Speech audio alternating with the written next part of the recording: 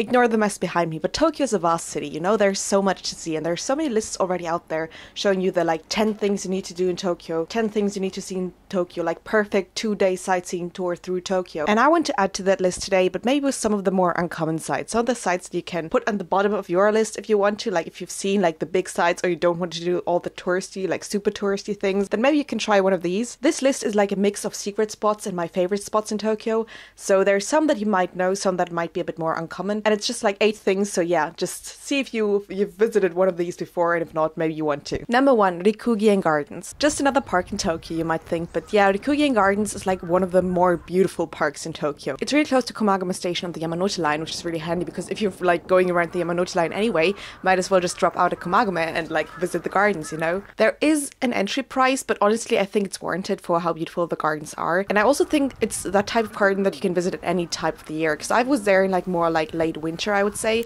and even though there weren't like many things blooming already, like there was like, I think the plum was already blooming, that was very beautiful, but they also have like a bamboo garden part, so if you want to see something like that, of course that could be on like seen all year round. And just the way everything is assorted, it's just like very zen and very yin and yang. If you're going out on a nice day and you want to go somewhere where there's not like 1,000 tourists around, because it was really quiet and peaceful even though I was there on like a Saturday. So yeah, as like a small find in Tokyo, I would really recommend this one. Number 2 is one I've talked about before, and that is Yanaka Ginza. Again, very close to the Yamanote Line station Nippori or Nishinipuri as well. It's called like Sunset Streets if you translate it over in English, because you've got these streets that look like down at Yanaka, and like when the sun goes down right across it, it's just like so beautiful. But there's also just like a lot of different small cafes and stores to eat. Got like this perfect small town vibe in the middle of Tokyo. I think it's getting more popular lately because I see like more people and tourists there. And if you just get like a little bit away from the very touristy street, maybe go more into the like direction of Sendagi Station, there's like just a bunch of cute cafes you can like have your brunch in or something like that. I think it's very nice because like Yanaka like cemetery is very close by as well, and that's a beautiful place to visit, not only in the sakura season because it has like one of those beautiful sakura flower lords, but it's also just like a very impressive place to see. So yeah, just like drop out at Nippori Station if you're around, because you won't regret it. Number 3 is maybe my favorite spot in Tokyo, and I might be biased here because my university is there, but it's the Ueno Park. I don't think I have to sell Ueno Park. When we were there like that one day, there was already another like festival going on, and it's always like that in Ueno Park. You've got the zoo, but I don't think the zoo is a must-have, even though for just like 500 yen you could just drop in as well.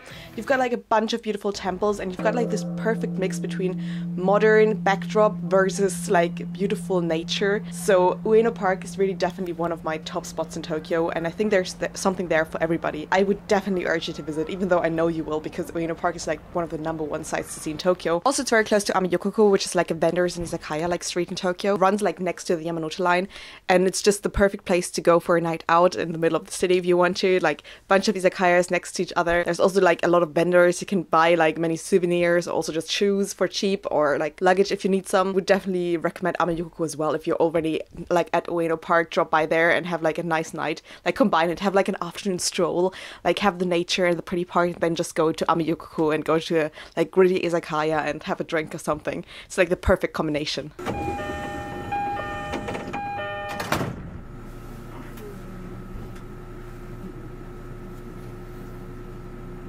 The next one is more like an area, like near Kayabacho station, but also like near Ginza, like a little bit more up there. And it's one of those very oshare areas, but why it's on this list is because it's an oshare area with a bunch of amazing cafes. They might sell overpriced lattes, okay, but honestly, just if you want to go there for the vibe or for an Instagram picture, or maybe just like to study somewhere where it's a bit nicer, definitely visit this area, because there's just like a bunch of very fancy cafes around, and it's really, really pretty, and you might feel like you're worth a few $1 million more than you actually are. Or maybe it's just me. Every time I go to areas like these, I always feel so out of place, but at the same time I can live in this imagination that I belong or something like that, that I'm also a cool person who drinks overpriced lattes every single day, even though I'm not. Roppongi, Roppongi, Roppongi. I mean, I don't think I have to say a lot about it because Tokyo Tower is there, so it's a like very famous quarter in its own aspect. But what I want to say about Roppongi is that there's just next to Tokyo Tower, you might not just only go there for Tokyo Tower, but really explore the area.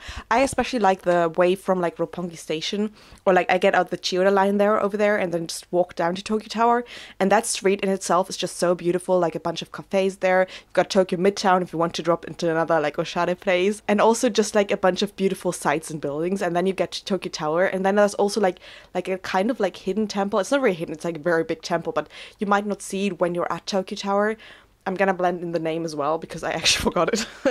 But it's like a very nice temple, and you get like this perfect picture of Tokyo Tower in the backdrop of like a Japanese big temple. And also, if you want to do some more walking after your temple and tower visit, you could walk down the street towards the sea, and you can see like Rainbow Bridge from there. It's very, very beautiful, and also like there's a bunch of little stalls and cafes and everything in that area as well. So I think just instead of just saying Roppongi, see Roppongi as like the whole area, because there's so much to see and do there, and it's really more than just the Tokyo Tower quarter. It's just like a lot of different things are there, and it's also more than just going out at night quarter, because you can also go out there at day and have a nice time. Ebisu Garden Place is another one of those things that you might have heard about, because it's not like a secret tip or anything, but it's also one of those places that is never full. Like, I've never been to Ebisu Garden Place and I've seen like a bunch of people around or something like that. I feel like it's always empty in a way.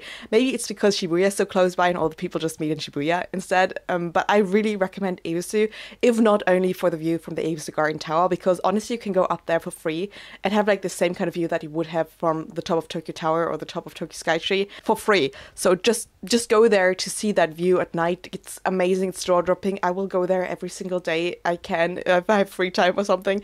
And I think it's also gonna be the view that I want to see last before I go back home. And also Ebisu Garden Place in its own right is also just like a nice place to be. Again, you've got like a lot of nice bakeries, and there's like a Starbucks there. I mean, it's not like there's a bunch of stuff to do, but they also have got like a very fancy shopping center downstairs where you can buy like the most amazing bentos if you wanted to.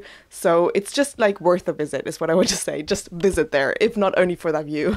And of course, I've kept the best for last. I think this one is more like a secret tip in a way, and I'm gonna tell you why. I think everybody, if you're there in Tokyo, is gonna visit Team Labs, or I think just like a lot of people gonna visit Team Labs. And while you're already at Team Labs, you might want to actually take not only the bus that goes there, but you might want to take the line that runs across there.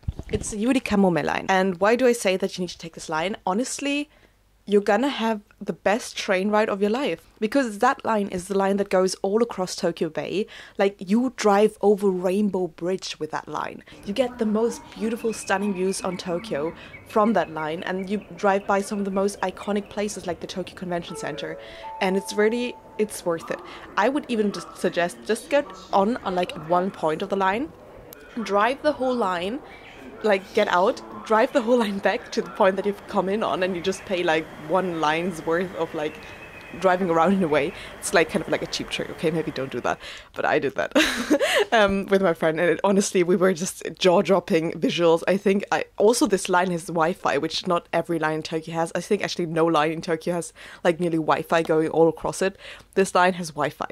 It's the most oshare, beautiful, pretty line that you can take in all of Tokyo. I'm not going to say that all the other train rides that you're going to take, like the Yamanote line, are not worth the visit or worth to see, but this line ride is just like out of a movie. So definitely, if you're a Team Lab, just drop by that line, ride it back and forth, like really do the whole round thing, and you're not gonna regret it. Just enjoy, okay? You're welcome. You're welcome is what I want to say. Okay, so that's it for like the 8 things I've collected for you if you want to visit Tokyo. Maybe some of those things are like, of course you're gonna visit there, and maybe some you haven't seen or known or heard about, but let me know if you visit one and you like it, because you're gonna probably like have a high chance of meeting me at any of these spots, because I really came to love them. I think Tokyo for me is the most beautiful and perfect city in the whole world, but I am once again biased, just as biased as I am towards Ueno Park being the most beautiful place on earth, even though it's probably not. I think you need a little bias sometimes in your life, you know? How else are you going to make places special in your heart? Anyway, thank you so much for watching this video. I hope to see you in the next one. If you like to give it a thumbs up, because it really helps out the channel, I guess. But if you don't, let's like have a nice day, have a nice night. Anyway, yeah, that's what I want to say now. Like, have a nice day, have a nice night wherever you are, and as always, find me back on my channel.